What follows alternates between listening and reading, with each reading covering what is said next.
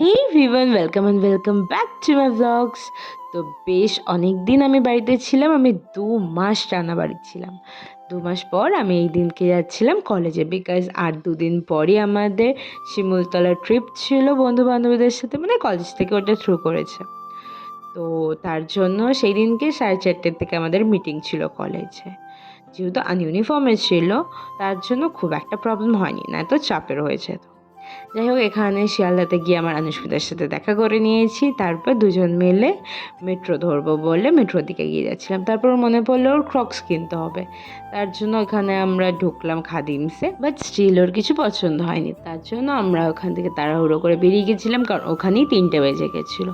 তারপর মেট্রো ধরলাম। মেট্রোতে আমার কাছে তো অলরেডি একটা ট্রলি ছিল, তারপর আবার একটা ব্যাগও ছিল।